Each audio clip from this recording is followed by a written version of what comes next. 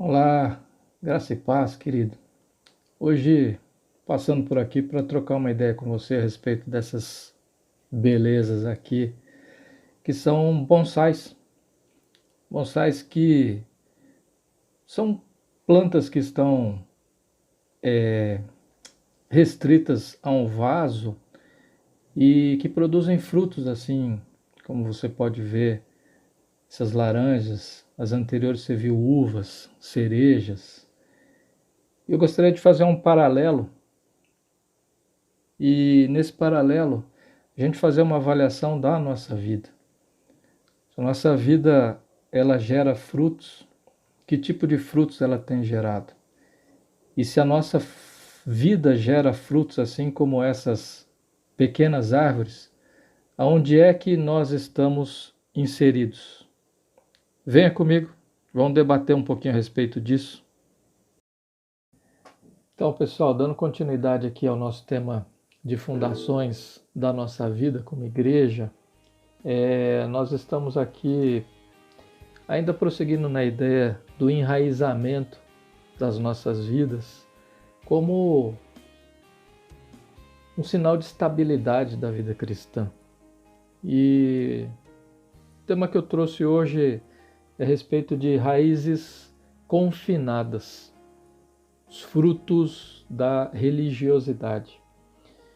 Então, como você viu aí no vídeo anterior, eu estava mostrando assim alguns bonsais, um mais lindo que o outro. Eu e minha esposa, a gente sempre gostou demais dessa técnica milenar da arte oriental. Mas o paralelo que eu quero trazer hoje, para a gente poder discutir a respeito, é a respeito do confinamento que essas plantas elas sofrem no decorrer da vida delas. Então, bonsai, na acepção da palavra, ela não quer dizer árvore em miniatura, ela significa plantada em vaso. Mas o que é que nós plantamos em vaso? Nós plantamos árvores. Árvores que foram projetadas pelo Criador para serem plantadas em floresta, em terreno livre. Para quê?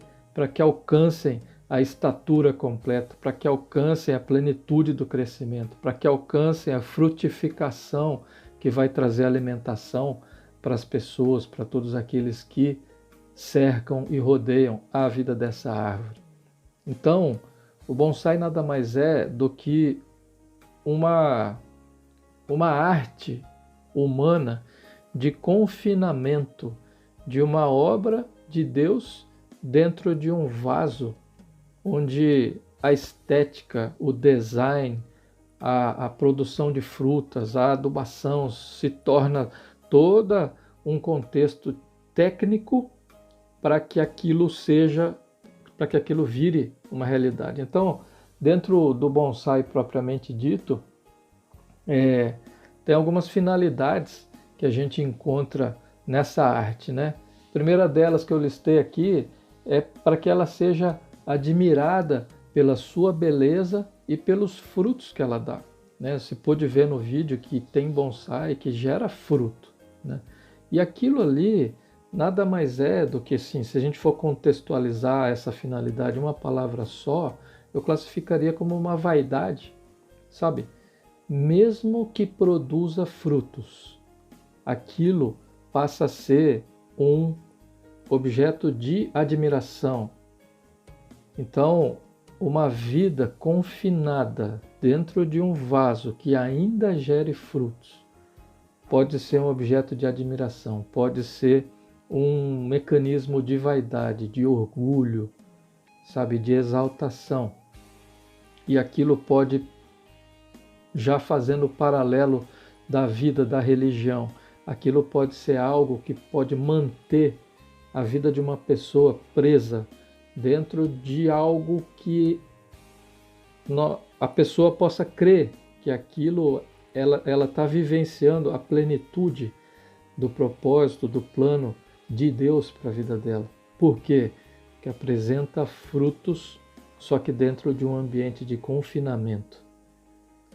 Segundo ponto ela pode, o bonsai em si, ele pode ser extremamente valorizado e aquilo pode ser comercializado. Existem bonsais de 30 anos que alcançam valores de 10 mil reais. É algo extraordinário. Então, o que eu consigo enxergar nesse tópico da segunda finalidade que eu listei aqui? Lucro. Pensamentos voltados para a riqueza, para desenvolver benefício próprio. A Bíblia chama isso como culto a Mamon, né? Buscando riqueza, buscando lucro, buscando vantagem para si mesmo. Terceiro ponto que eu listei aqui o bonsai ele pode criar devotos para si. Por quê?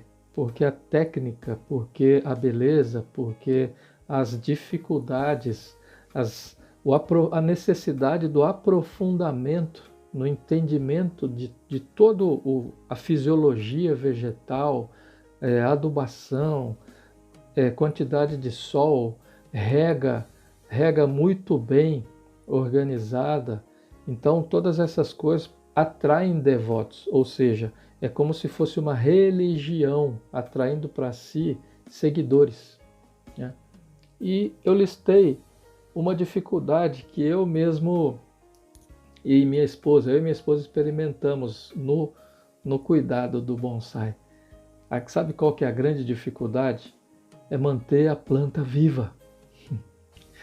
Por incrível que pareça, a gente tentou de tudo, a gente comprou borrifador de água, a gente leu matérias, a gente buscou opinião de especialistas e todos os bonsais que a gente pegou para cuidar, nenhum sobreviveu, todos morreram. Então assim, é extremamente difícil manter viva uma planta dessa, ou seja, uma vida de um crente confinado dentro de um vaso da religiosidade dificilmente vai poder se manter vivo diante do sol da justiça, diante do rio das águas que correm do trono de Deus. Se não tiver um encontro, um conhecimento de Deus, se não tiver um impacto da graça de Jesus, se não tiver a ação do Espírito Santo da comunhão no coração, dificilmente a vida de alguém que se diz crente no Senhor, preso dentro de um vaso de religiosidade, dificilmente vai se manter vivo na palavra. Então, é sobre isso que eu queria contextualizar um pouco a minha, a tua, a nossa vida de igreja nesses tempos atuais. Então, o objetivo dessa mensagem hoje é a gente fazer uma avaliação dos frutos da nossa vida. Eu gostaria que você, através dessa mensagem, você olhasse para dentro de si, assim como eu tenho sido levado para olhar para dentro da minha vida e dar liberdade para o Espírito Santo fazer toda uma sondagem na minha vida, trazendo coisas que são relevantes do meu processo de criação, da minha educação, da minha convivência familiar, da cultura na qual eu vivi inserido, e que isso venha à tona e mostre para mim, Senhor, Espírito Santo de Deus, a minha vida tem dado frutos para a glória de Deus? A minha vida, ela é somente um bonsai, preso dentro de um vaso? Queria que você orasse junto comigo. Papai, em nome de Jesus Cristo, diante da Tua palavra, diante desse paralelo espiritual, nós abrimos o nosso coração, nós colocamos as nossas vidas diante do Teu altar e damos liberdade total para o Teu Espírito Santo, para que venha e nos revele, Pai, coisas que estão escondidas dentro de nós. Passados que muitas vezes formataram e construíram fortalezas dentro das nossas mentes, no nosso íntimo, E nós te damos liberdade, Espírito Santo de Deus, para que o Senhor traga à tona o que precisa ser trazido e possa desconstruir todo e qualquer tipo de vaso de religiosidade que tem confinado as raízes que nós desejamos plantar no céu. Papai, transplanta em nós cada ramo de raiz em cada área da nossa vida que se encontre ainda recebendo nutrição desta terra, deste século, desta era, papai.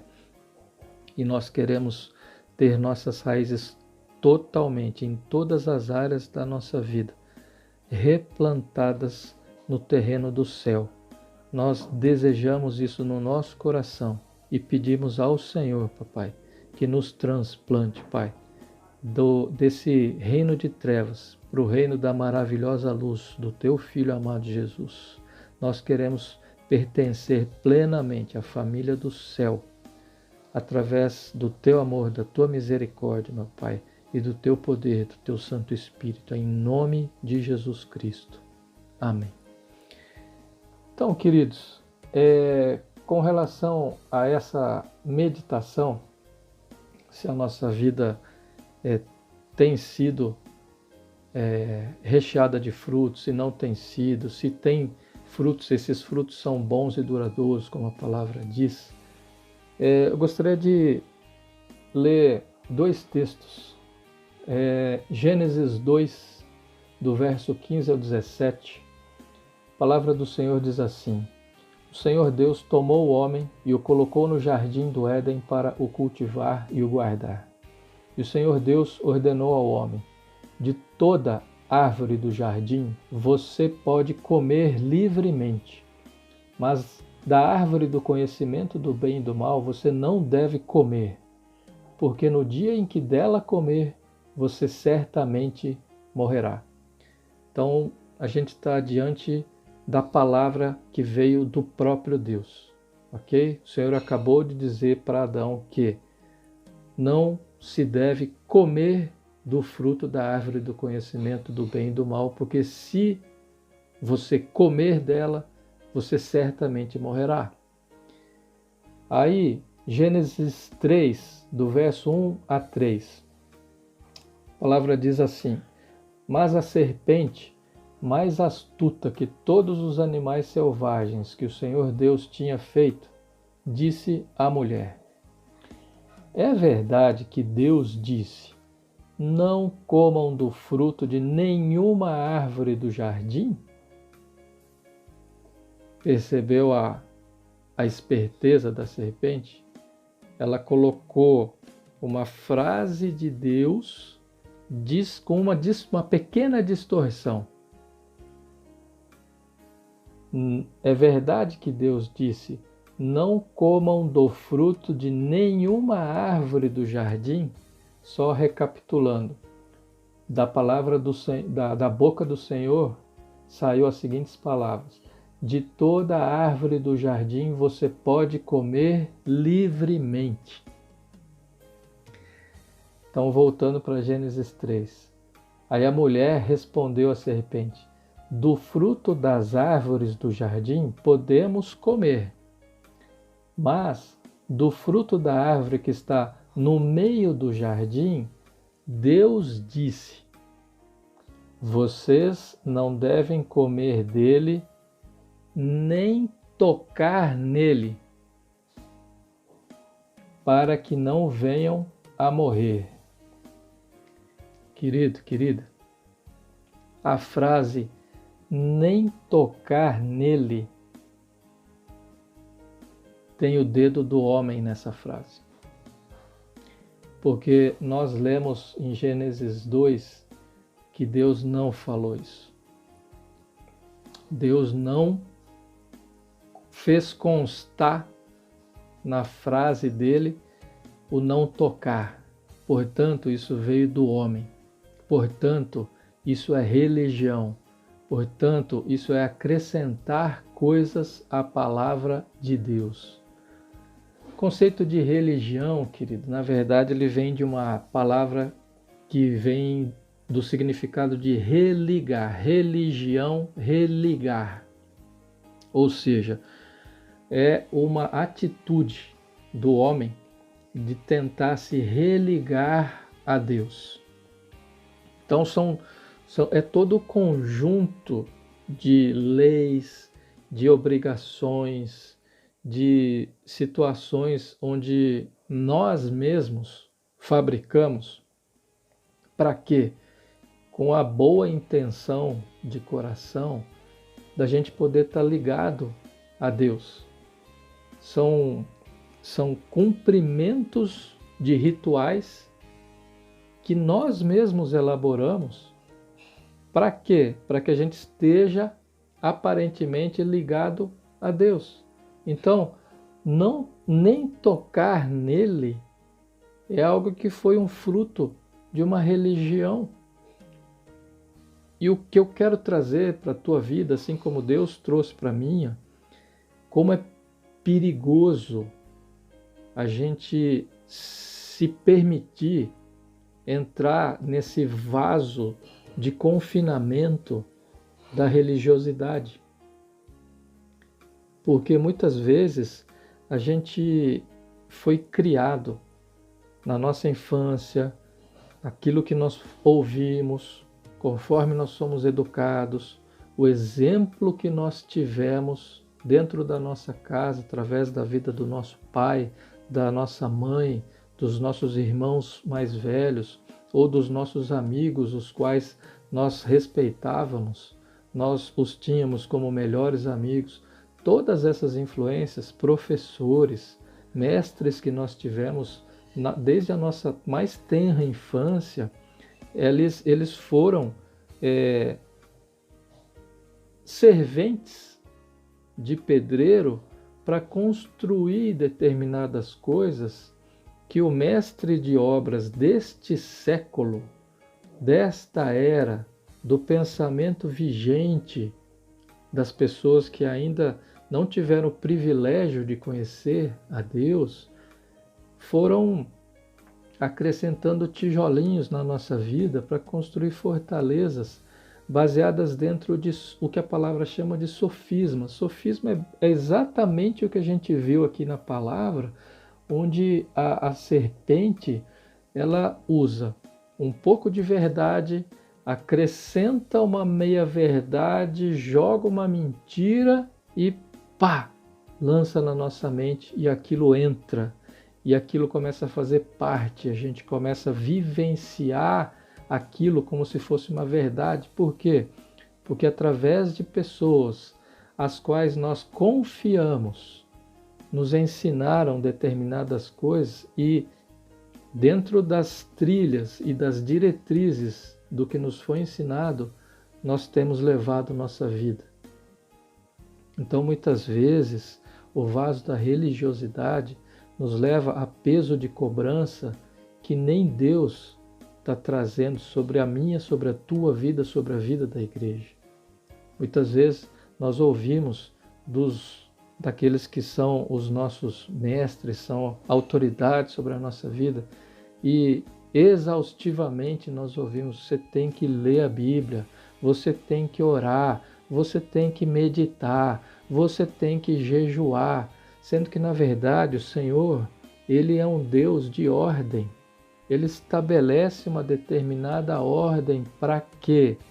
Para que as coisas andem em conformidade à justiça dele, à vontade dele. Porque se as coisas forem colocadas fora de ordem, elas não conseguem se desenvolver e se desenrolar conforme o desejo e a vontade de Deus. Então, qual é a ordem correta? A ordem correta é primeiro a gente conhecer a Deus, a gente tomar posse do amor de Deus que Ele tem por mim, por você, por toda a humanidade. E que essa posse desse amor nada mais nos tire essa convicção, essa certeza de que Ele nos ama. O apóstolo Paulo fala na carta aos Romanos, no final do capítulo 8, nada pode nos separar do amor de Deus. nem principado, nem potestade, não há nada nesta terra, debaixo da terra, não há nada que possa nos afastar desse amor de Deus. Então, quando a gente toma posse disso, as demais coisas, por exemplo, as disciplinas espirituais, que é o ler a palavra, é o orar, é o meditar, é o jejuar, essas coisas, elas vão vir em consequência da gente ter recebido esse amor de Deus. E aí a gente passa a ser preenchido com essa plenitude do amor de Deus. E isso não cabe dentro de nós. E a gente, com o coração grato, com ações de graças, a gente passa a oferecer a nossa vida para Deus. A nossa vida passa a ser, assim como a palavra fala, um culto racional. A gente mentalmente, a gente com propósito, sabe? A gente vai em direção a Deus. E isso nos leva a cumprir cada disciplina espiritual com zelo, com amor, com paixão. Isso é completamente diferente. Isso não é mais peso, passa a ser satisfação, passa a ser prazer, passa a ser gostoso praticar a disciplina espiritual. Por quê? Porque isso nos mostra e revela cada vez mais de glória em glória a beleza do Pai. A gente passa a viver uma vida de contemplação diante de tanta maravilha. Então, o interessante é que dentro dessa religiosidade que o bonsai representa para nós hoje nessa mensagem, é que, por exemplo, no trato, o jardineiro, ele tira a planta e ele começa a podar as raízes. Então, tudo aquilo que havia crescido, ele poda. As raízes são podadas para quê? Para que a estética, para que a árvore ela fique encroada o suficiente para que ganhe proporção de uma mini árvore plantada dentro de um vasinho. Então as raízes são podadas, as folhas são podadas, visando toda uma estética conforme o jardineiro humano deseja que aquela planta fique. Então, o vaso da religiosidade poda a nossa vida. Você, eu, a Igreja de Cristo, ela foi projetada para que ela se expanda de uma tal maneira até que no fim dos tempos ela ganhe o status da Igreja Gloriosa. Então, enquanto a gente ficar submisso a um vaso que nos retém, que nos contém, que nos confina, isso vai trazendo para nós peso, vai trazendo para nós sufocamento. A gente sabe que a gente foi feito para crescer mais, a gente sabe que foi feito para gerar mais fruto, mas aquilo vai causando um sentimento de frustração, vai causando um sentimento de decepção, e a gente vai entrando num ciclo vicioso, depressivo, porque muitas vezes a gente olha para a nossa vida e fala assim, puxa vida, mas será que minha vida é só isso? Será que eu não vou gerar mais nada? Será que eu não vou ser ferramenta de Deus na vida de outra pessoa? Será que eu vou viver eternamente nessa mesmice? Então eu gostaria que você orasse, pedisse para o Espírito Santo, Senhor, mostra para mim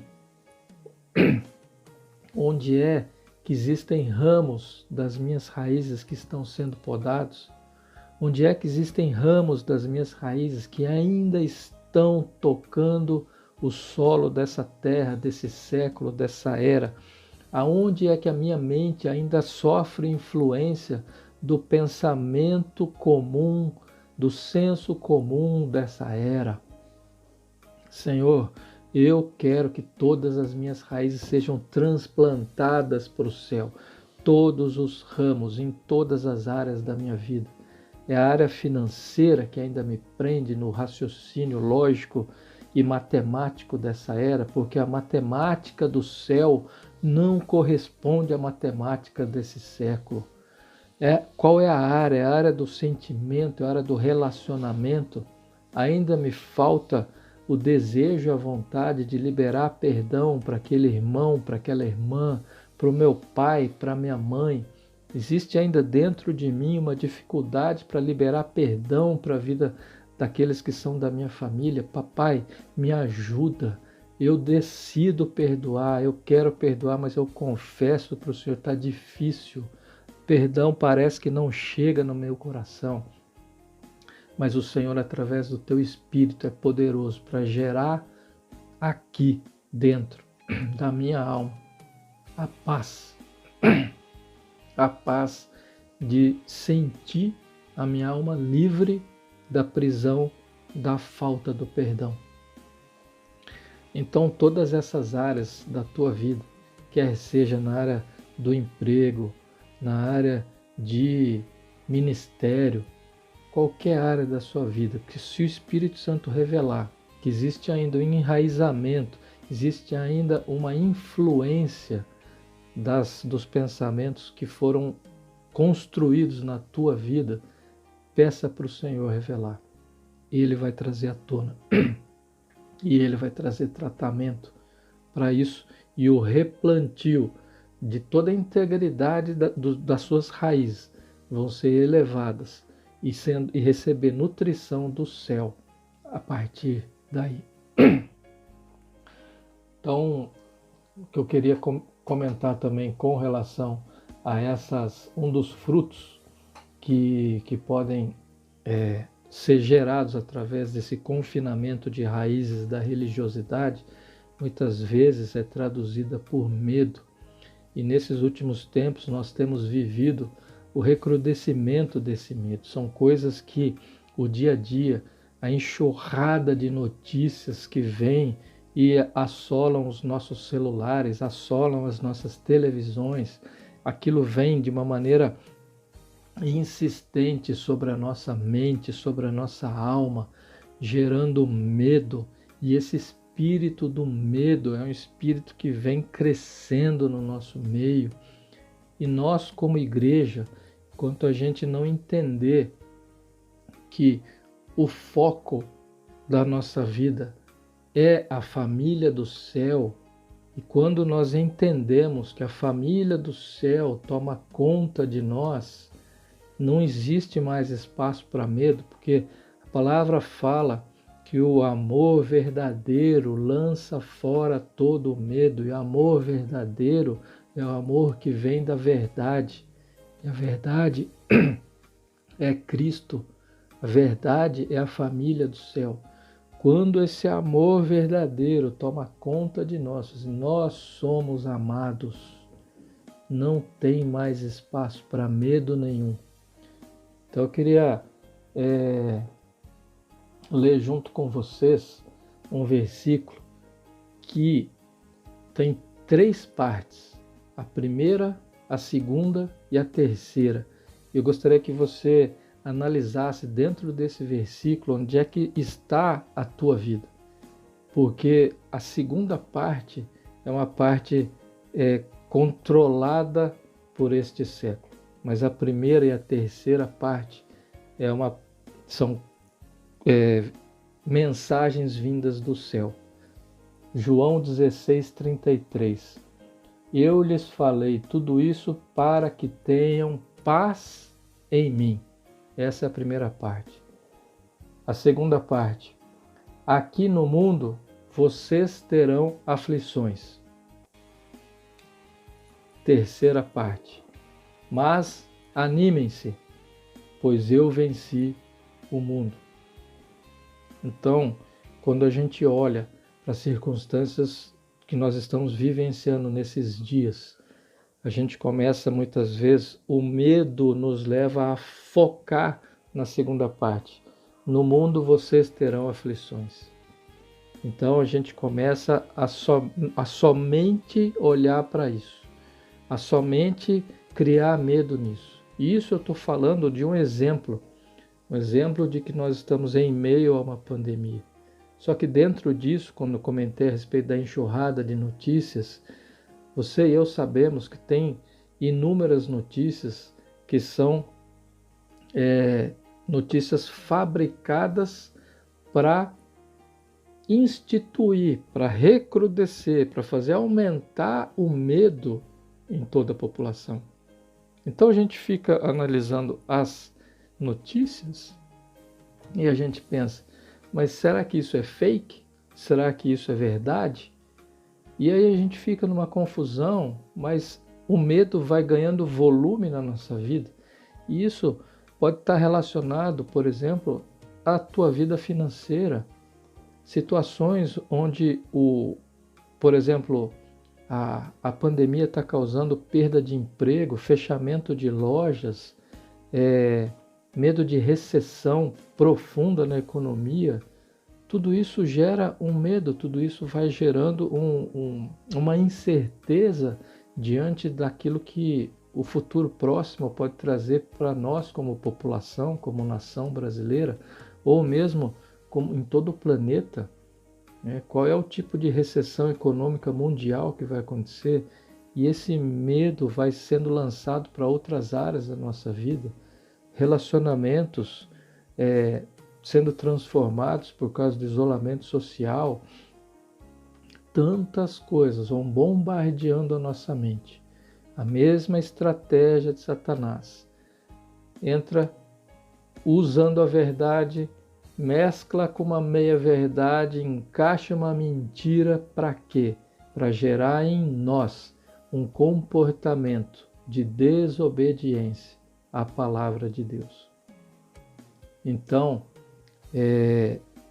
gostaria que você realmente meditasse em como é que está a tua vida. Que tipo de fruto tem sido gerado através desses tempos? Porque a estação que o mundo está vivendo hoje acaba que gera algum tipo de frutificação.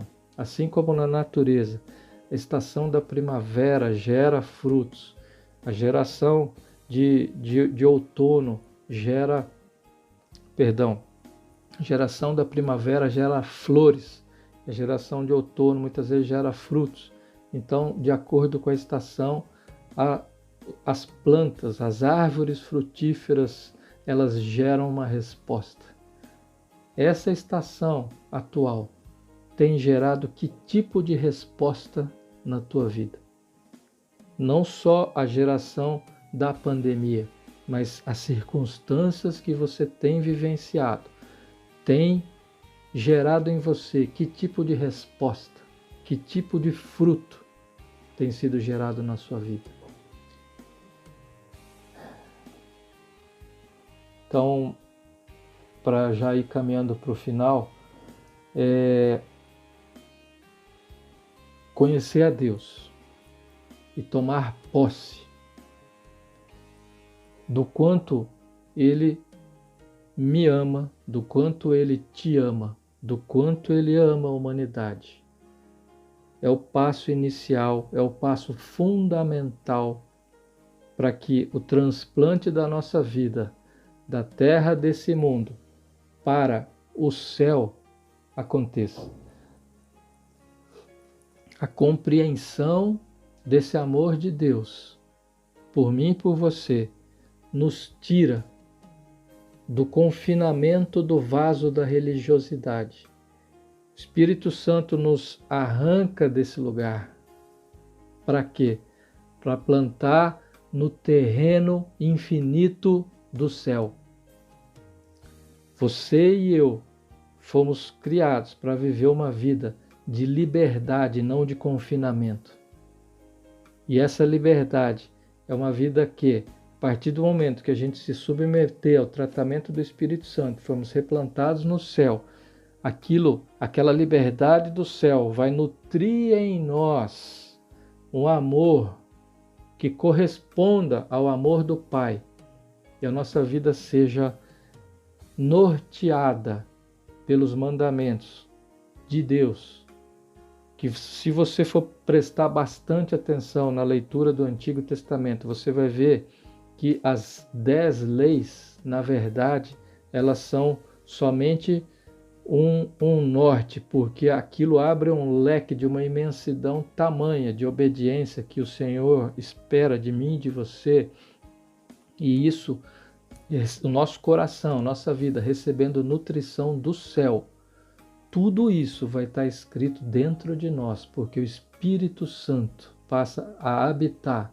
em nós, e a prática de todas essas coisas, de todas essas leis, uma vida alinhada com a vontade de Deus, correspondente a uma vida vivida em nome de Jesus, passa a fazer a diferença aqui nessa terra, passa a fazer a diferença na vida daquelas pessoas com as quais nós convivemos no dia a dia. Então eu queria ler com você, para finalizar, Efésios 3, 16 a 19. O apóstolo Paulo está em oração pela igreja de Éfeso.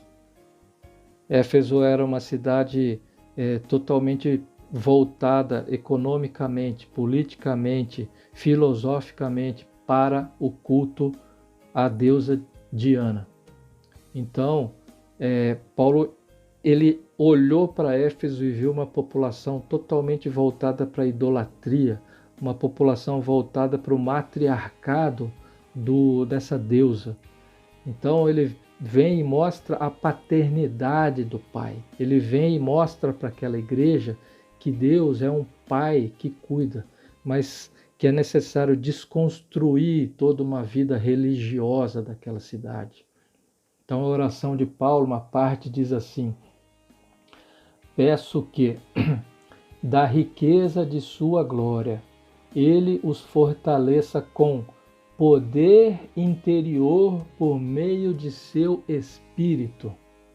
Então, Cristo habitará em seu coração à medida que vocês confiarem nele.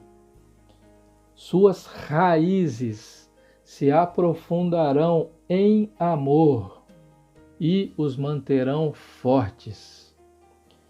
Também peço que, como convém a todo o povo santo, vocês possam compreender a largura, o comprimento, a altura e a profundidade do amor de Cristo. Que vocês experimentem esse amor, ainda que seja grande demais para ser inteiramente compreendido.